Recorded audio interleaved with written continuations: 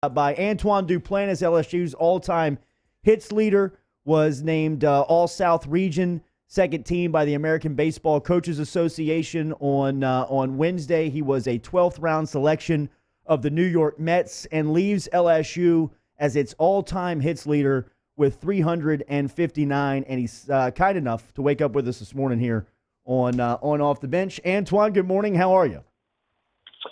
Good morning. I'm good. How are y'all? Everybody is can't wait to hear about your record-breaking season here in your senior year, the 4 years in Baton Rouge. But first things first, what the hell happened yesterday morning?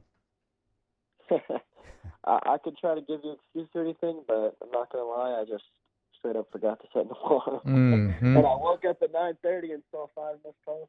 Yes.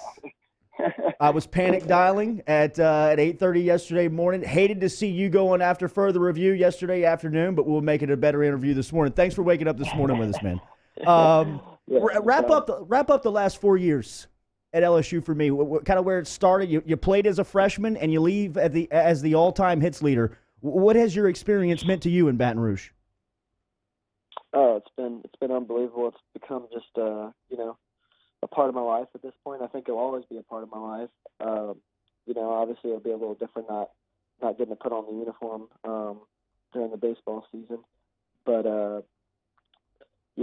it's hard to really, I feel like, appreciate your career and things like that when you're going through it, because you're so focused on each and every day. You're trying to not think about what you did the day before or whatever, because you got to think about that day, and that's what Coach Mary taught me and preached to me every single day. You can't live in the past, whether it was a good day or a bad day. Today's a new day, because it could easily turn around, because baseball is such a hard game. So it's hard to appreciate what you've done until it's kind of over and kind of look back on it. And I still don't feel like I get a good appreciation for it, and I probably won't until my baseball career is completely done. I get to look back 10 years from now and be like, wow, that was awesome, So Mondo alluded to it in his announcement that he was leaving college, and Mondo was one of these athletes that didn't have to go to college, but he never. He said he never thought that he was not going to end up at LSU. Your family was so well decorated at LSU. Your parents came here and were all Americans with the track and field program. Was there any point during your recruitment that you were going anywhere else? Only because LSU wasn't looking at me yet. But this is my dream school. This is always where I wanted to go. I was just waiting to get the call, and I was a little bit of a late recruit. I was kind of a late bloomer as well. I was always kind of small and weak, and honestly, like beginning of high school, I wasn't the best hitter on the team. I kind of had to work really hard. I always had the hand-eye coordination, but I had to work hard to make it consistent. And my junior summer, that's when it started, rolling for me. And I got a few calls from some of the colleges in Louisiana that aren't LSU, not UL though. And I got recruited by LSUE, and I was thinking that I might go there if no bigger college recruits me, because I felt like I was good enough to go to a bigger college one day. And then finally, I got the call from Coach Maneri when I was in Atlanta, Georgia, for a tournament, and I went on a visit when I got back and committed that same day. Wow. Talking to Antoine Duplantis, all-time LSU hits leader, and I want to ask you about that record, because that was the big-time focus going into this season, and it's something that I think it's very rare to experience as an athlete, which is being the person at the center of one of those record chases, but one that lasts a season long.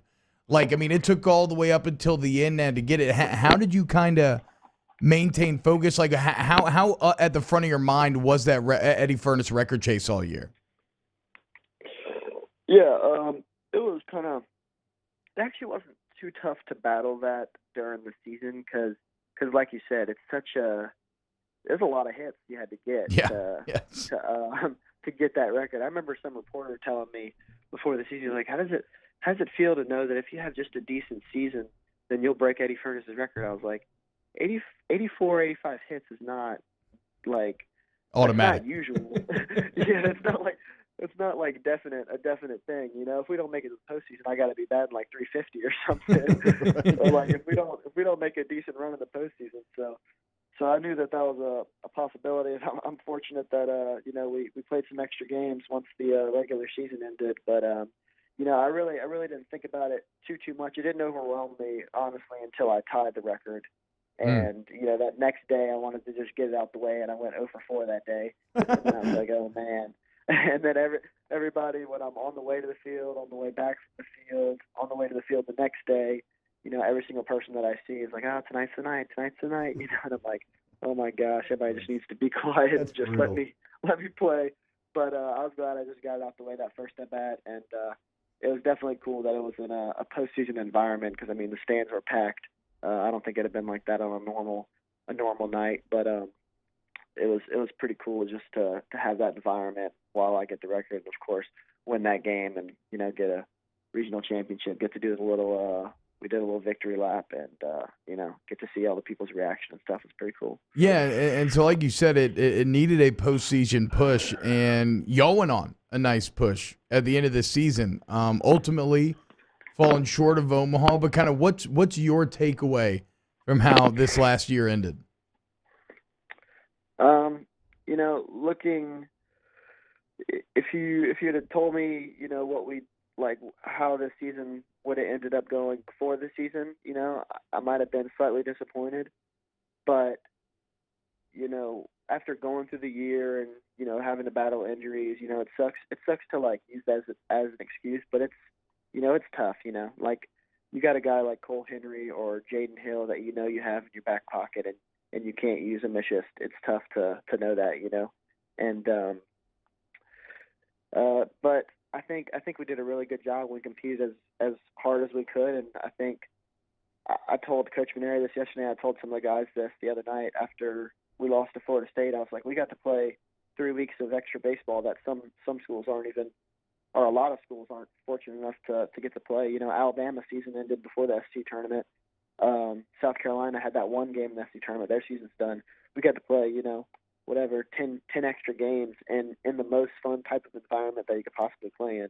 You know, postseason baseball is easily the most fun baseball you'll play. Because I told Coach too, during the regional, I felt like every year since my freshman year, you go through the year and I'm like this is so stressful and it's so whatever. I'm like, why do I think this is fun? And then I get to the postseason, I'm like, oh yeah, this is why it's fun. Like you get to play at Alex Box Stadium and the regional and stuff, and it's you know, it's unbelievable, and it makes everything that you went through during the season or whatever, you know, all worth it. Just to have that chance and have that hope is just you know, just an unreal feeling. Antoine Duplantis joining us here, ESPN Radio, New Orleans, Baton Rouge, and Alexandria. You have an unlimited supply of Puma now? Yeah, I can now. I'm not a college athlete. I can do whatever I want. But, How cool was you it to go through this with Mondo this year? Was that? How cool was it to go through this year with Mondo? Oh, it was awesome, and I think it was a lot cooler than even, you know, we both expected. I don't know what we expected, but it was cool just to, you know, he does something good or I do something good, and we kind of feed off of each other, like media wise. But other than that, you know, we got to hang out all the time during the fall. We got the tailgates together, and you know, we pretty much ate lunch 3 to 4 times a week, you know, and just talked about normal brother stuff that we'd always talk about ever since growing up. And honestly, we didn't even talk much about, you know, what we were accomplishing and things like that. We just talk about, you know, funny things, our friends, whatever, you know.